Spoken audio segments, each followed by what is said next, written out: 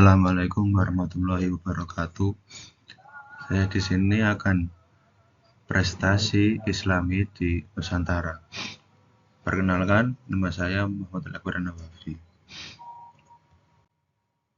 Definisi Islamisasi Islam di Nusantara. Islamisasi dapat didefinisikan sebagai proses atau upaya untuk menjadikan Islam sebagai landasan utama dalam kehidupan individu maupun masyarakat.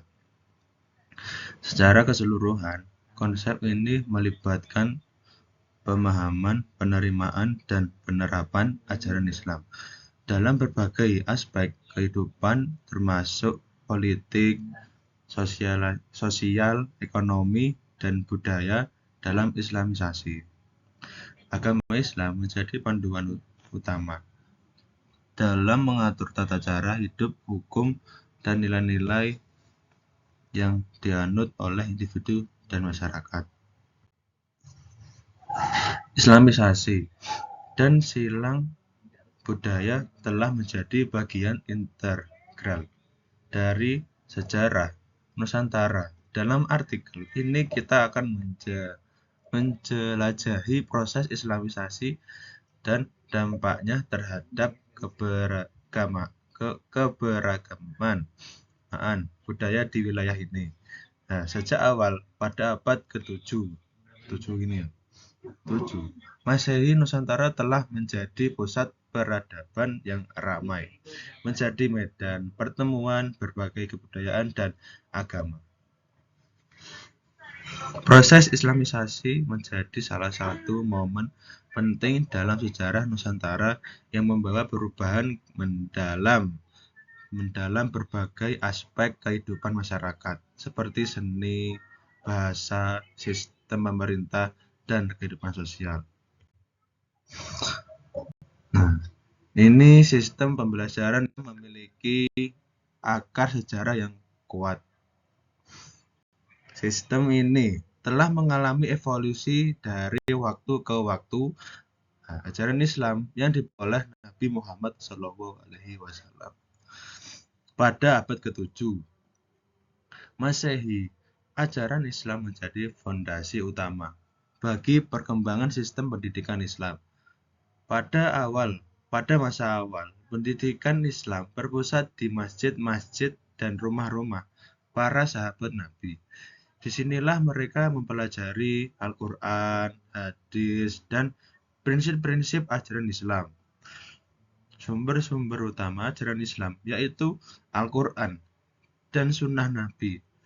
Nah, dua sumber ini menjadi pedoman utama dalam sistem pembelajaran Islam. Al-Quran adalah firman Allah yang didhawuhkan kepada Nabi Muhammad SAW, menjadi landasan utama dalam pendidikan Islam.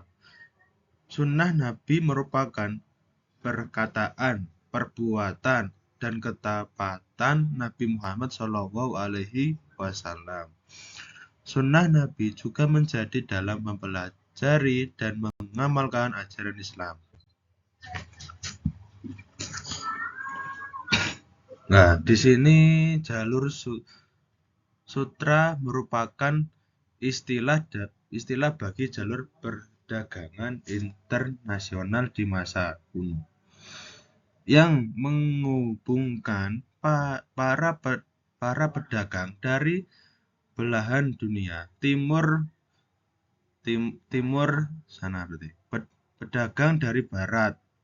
Terdapat dua jenis jalur sutra di era perdagangan kuno, yakni jalur sutra barat dan jalur sutra maritim atau jalur sutra laut.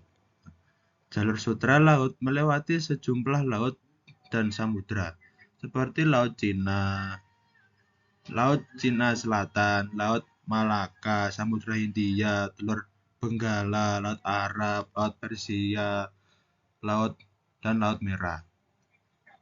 Keberadaan jalur sutra yang sudah ada sejak ribuan tahun lalu membawa beragam dampak bagi perkembangan dunia perdagangan, dan pelayaran di Indonesia pada masa kuno. Nah, yang pertama, teori Gujarat. Apa sih teori Gujarat itu? Teori Gujarat didukung oleh Snok Hergon WF Sutherland dan PHM Flick. Islam diperkirakan masuk ke Nusantara pada abad ke-13 dan dibawa oleh para pedagang Islam dari Gujarat, India. Yang kedua, teori Mekah. Apa sih teori Mekah itu? Teori Mekah didukung oleh Buya Hamka dan D.C. Van Loor, di mana Islam diperkirakan masuk ke Nusantara pada abad ke-4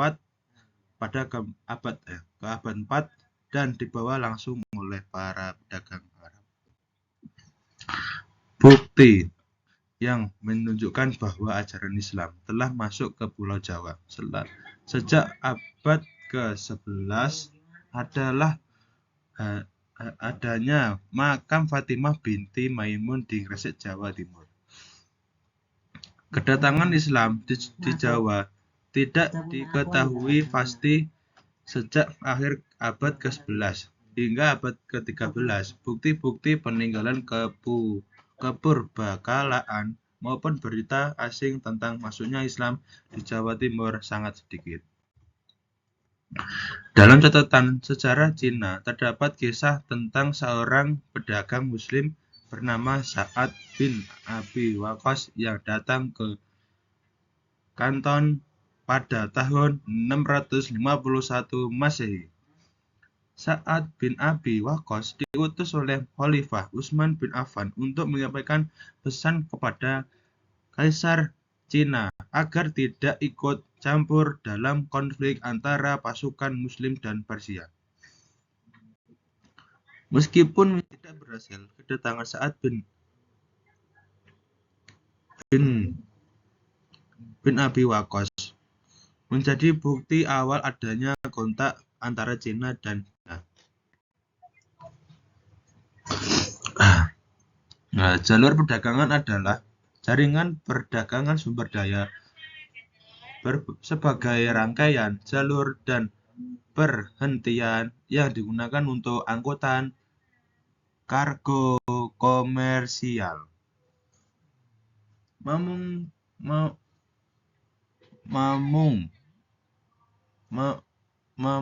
mencakup jalan arteri jarak jauh yang selanjutnya dapat terhubung ke jaringan rute transportasi komersial dan non-komersial yang lebih kecil. Saluran perkawinan. Agama Islam masuk ke Indonesia pada abad ke-7 Masehi dengan jalan damai agama dan kebudayaan Islam kemudian berkembang pada abad 13 Masehi. Penyebaran Islam dilakukan oleh bangsa Arab, Persia, dan Gujarat, India. Islamisasi semakin intensif setelah berdiri perkampungan pedagang Gujarat, kampung Pekojan, pondok pesantren terjadinya perkawinan dan melalui kesenian atau wayang kulit. Berdasarkan yang dijelaskan dalam buku Retorika Dakwah dalam Perspektif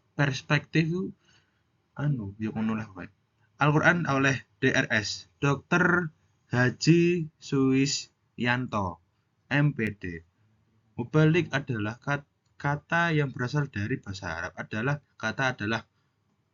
balik gitu. Menurut para ulama, kata yang terdiri dari huruf tersebut memiliki arti sampainya sesuatu ke sesuatu yang lain. Seorang yang pandai untuk menyusun kata sehingga ia mampu menyampaikan pesan dengan baik dan cukup dinamai balik. Oleh karenanya, mubalik bisa diartikan sebagai seseorang yang menyampaikan suatu berita yang cukup pada orang lain. Masuknya Islam ke Indonesia merupakan topik yang melahirkan banyak perdebatan di kalangan sejarawan. Menurut beberapa teori, Islam pertama kali masuk Indonesia pada abad ke-7 Masehi melalui berbagai jalur.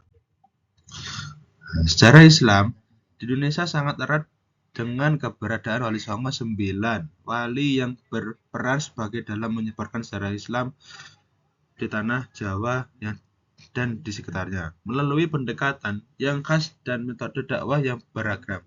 Wali Songo berhasil membawa masyarakat Jawa yang dulunya berpegang pada ajaran Hindu, Buddha, dan Islam ke dalam Islam. Wali Songo ini loh, Songo. Dalam bahasa Jawa berarti 9 wali, 9 ya. 9 wali.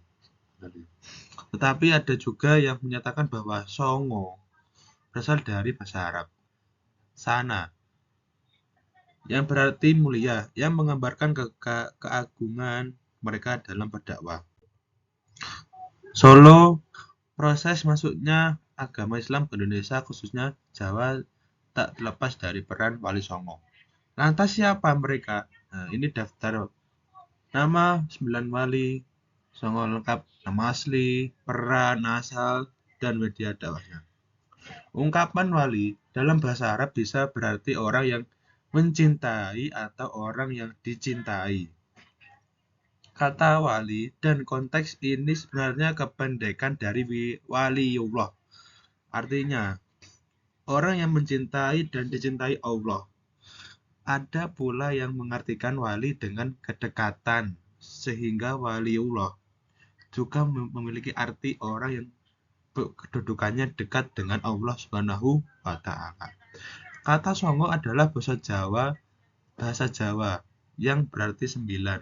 Menurut buku Sejarah Wali Songo, karya Zulfan Farabi, dijelaskan bahwa Wali Songo merupakan nama Dewan Dakwah atau Dewan Balik.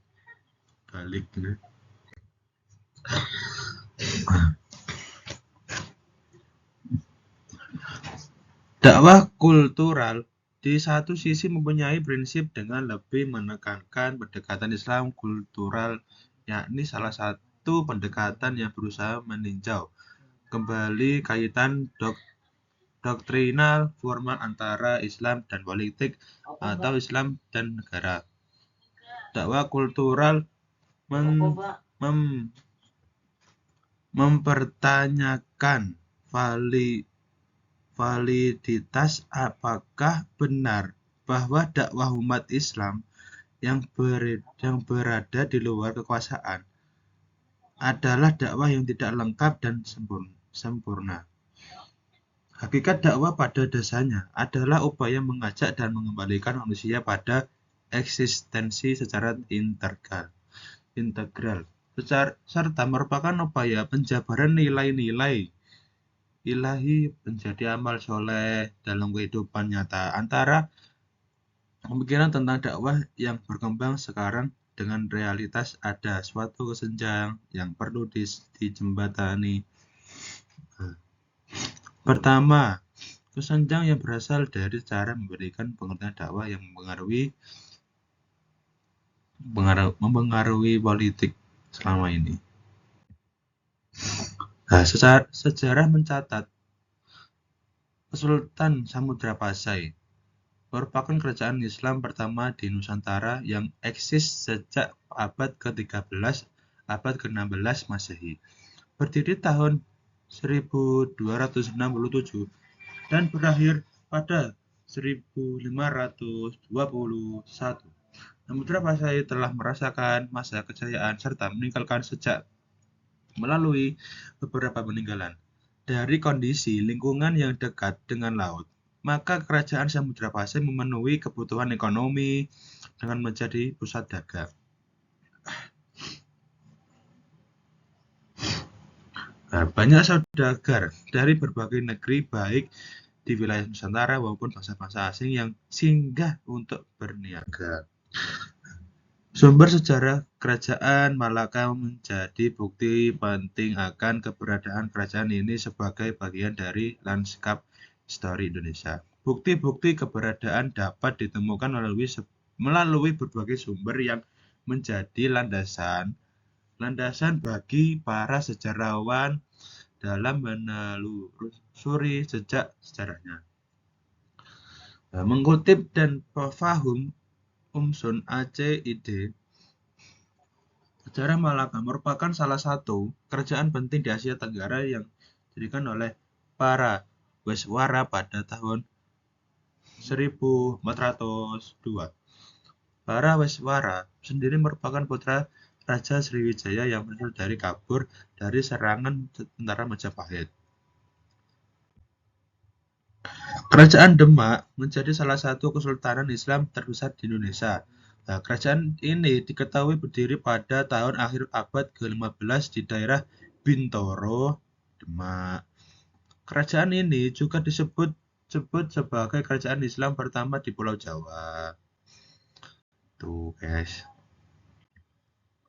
Nah, masuknya budaya Islam ke dalam budaya Jawa. Hubungan antara Islam dan budaya Jawa dapat dikatakan sebagai dua sisi mata uang yang tidak terpisahkan yang secara bersama-sama menentukan nilai mata uang tersebut. Nah, pada satu sisi, Islam yang dapat berkembang di Jawa dipengaruhi oleh kultur atau budaya Jawa.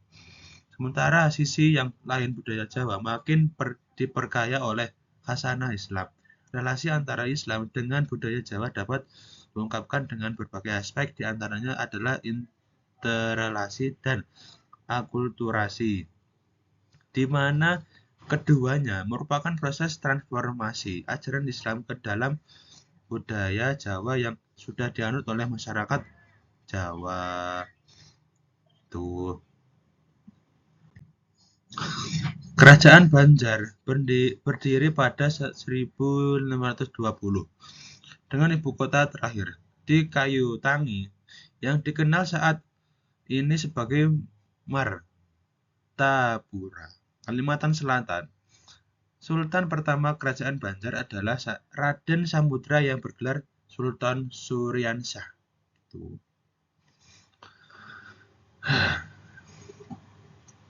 Pengaruh agama Islam dalam Kesultanan Banjar sangat dominan dan tidak terlepas dari pengaruh Khatib Dayan dari Kesultanan Demak. Hal ini terbukti dari peninggalan yang berupa 3 masjid dengan ragam arsitektur, merupakan menyerupai Masjid Agung Demak. Terima kasih. Sekian yang Wafi bicarakan materi ini. Apabila ada tutur kata yang salah, mohon dimaafkan. Wassalamualaikum warahmatullahi wabarakatuh.